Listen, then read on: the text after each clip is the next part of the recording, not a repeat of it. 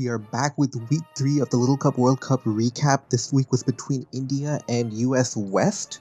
And let's go ahead and start. I played game 1, and I covered this game in more detail in a previous video, but the fundamental idea is that my opponent is using a very high risk, high reward strategy with Sun. Sun uses Pokemon like Solar Power Charmander and then Solar Blade Ponyta to really do a lot of damage. Now, my team is relatively fine versus Sun. I do have a sturdy Berry Juice Onix. I do have a Focus Sash Abra. I have Sucker Punch Poniard. My team is pretty good versus the Sun aspect of things. However, I am really weak to Timber. Onix loses to Timber, Magnemite loses to Timber, Poniard loses to Timber, and Diglett doesn't trap Timber as well as it could trap Magnemite because Timber is much more bulky. So that's really going to be the channel. It's underrated, but the challenge is going to be Timber, not the Sun itself. So we see the lead matchup. We see basically Onix doing its sturdy Berry Juice routine and being able to deal with Pokemon like Vulpix, getting Stealth Rock up. And Stealth Rock is obviously good versus Sun. And you can already see how tough it is to actually beat this team with the Sun team. So here we sacrifice Magnemite because it's a Steel type versus, 4 Pokemon good versus Steel. So we sacrifice Magnemite here, and then we trap it with Diglett. And, Vulpix is gone, Sun is gone, but the real threat, Timber, is still in the game. Now he goes to Timber, and now it's a little tricky. How do you deal with the Timber? We get good damage, but Timber is able to drain that damage back.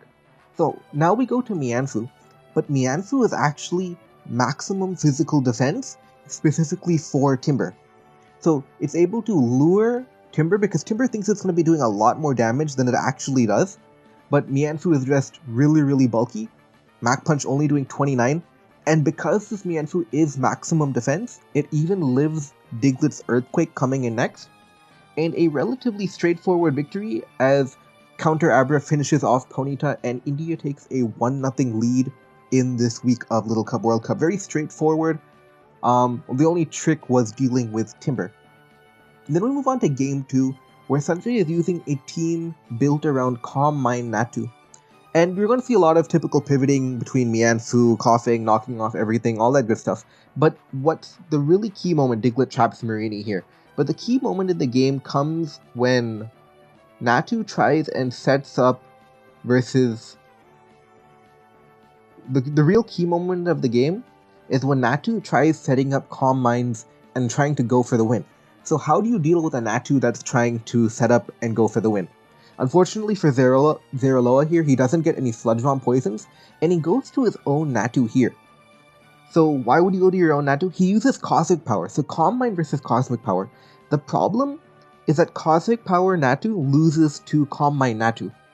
And the reason for that is because essentially this game is going to come down to who gets a critical hit first. So to win the critical hit war, you are more likely to win the more attacks you get off. So what's going to happen is that for each attack Sanjay makes, he's going to be doing a lot more damage than Zeriloa is going to be doing. So, for example, this is only doing 13%, Heat Wave is doing 30%. This means that Zeriloa, so lucky burn there, but Zeriloa has to roost more often than Sanjay has to roost. That means every time he's roosting, he's not attacking, which means Sanjay is going to be attacking more than Zeriloa is going to be attacking. And that is going to be good because it means eventually you are more likely to crit. So that's really why going Cosmic Power Natu versus the Calm Mind Natu is strictly a mistake, because you are unlikely to actually win versus the Natu. And then to add insult to injury, he actually forgets to roost on one turn. So he doesn't even play the crit game, he just forgets to roost, and then Natu goes down. And then to add even more insult to injury, he goes to Mianfu next, and this is going to be a speed tie, but Mianfu loses the speed tie, Natu beats Mianfu.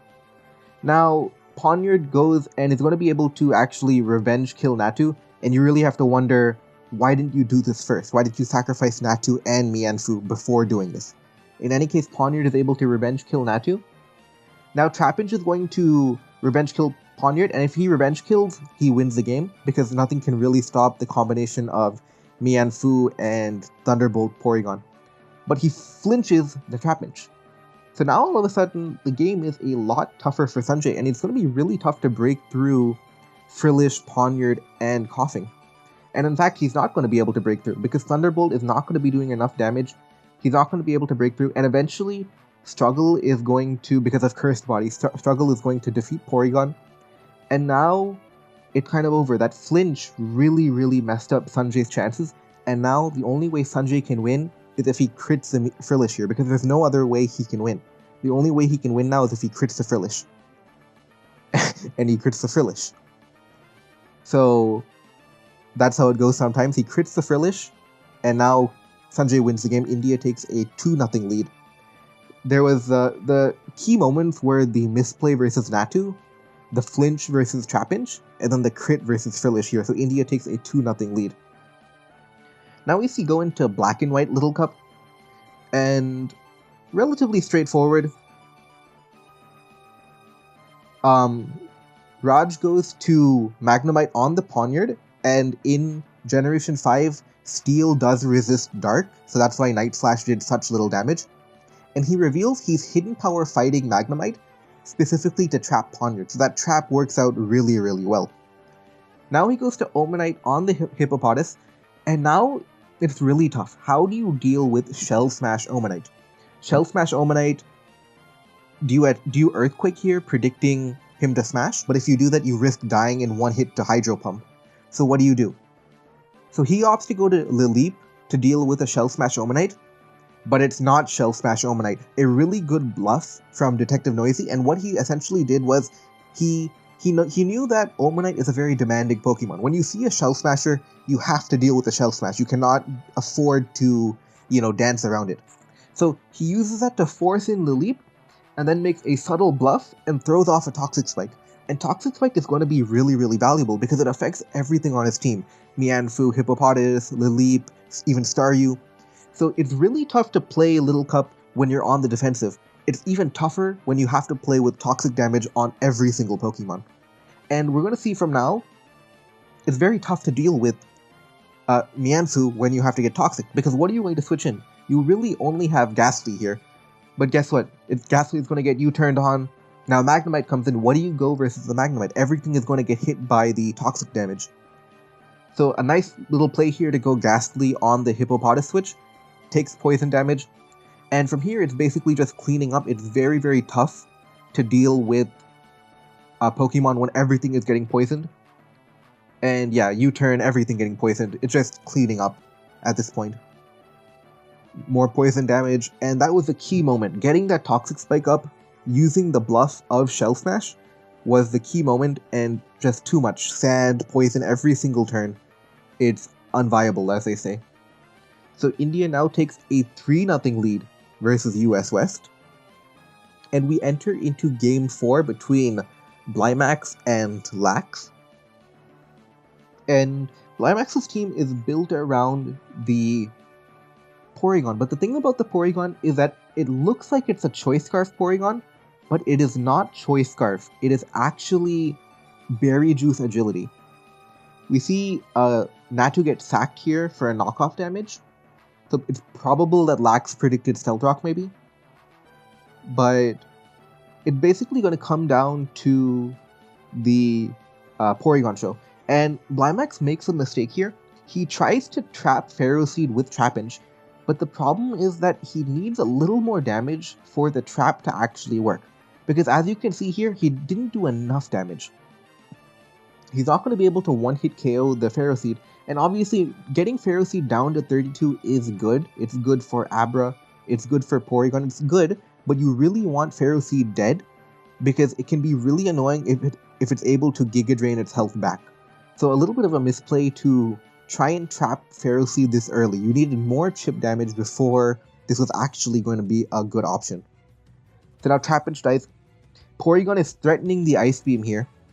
He goes to Marini on the Ice Beam, but he doesn't know the Porygon is not Choice Scarf. Thunderbolt knocks it out with the Lure. Now he goes Diglett to Revenge Kill, but he doesn't know the Porygon is Agility Berry Juice. So the damage is just Berry Juice off, Agility comes in, and how do you deal with the Porygon? He tries to go Mianfu, but Mianfu is just going to get one-hit KO'd by Tri-Attack. And just like that, the game is over. India takes a 4-0 lead.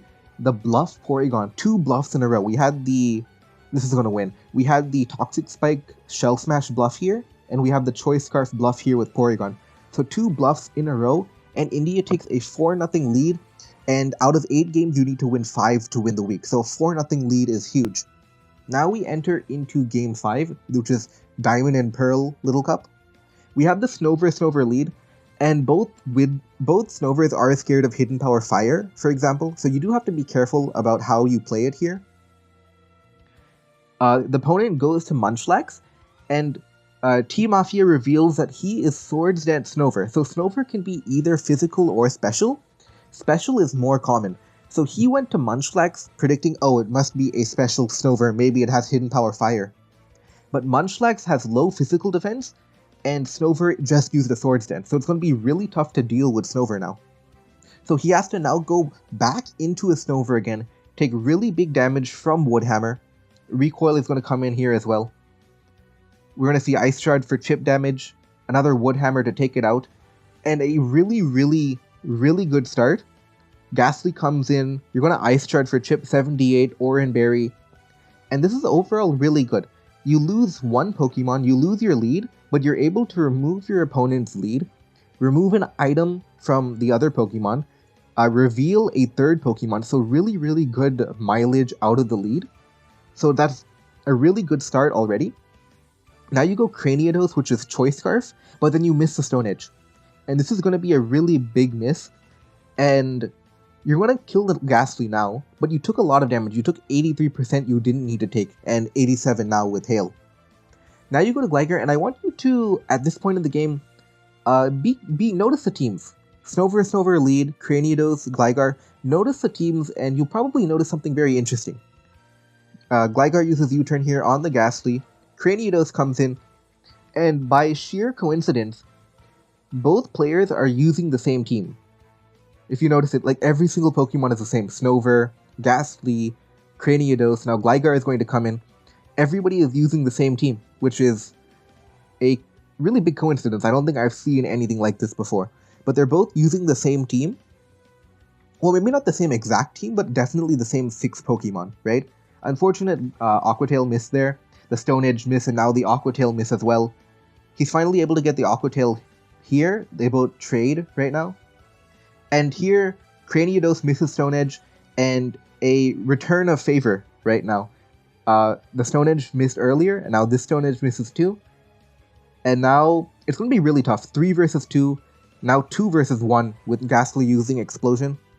Chinchou versus Munchlax, but Munchlax walls Chinchou 100%. And it's over. India takes a 5-0 lead, and they win the week versus US West. There were a few more games after this, but I don't feel like they're worth covering because they happened in a situation where both players didn't care too much because the games itself didn't matter.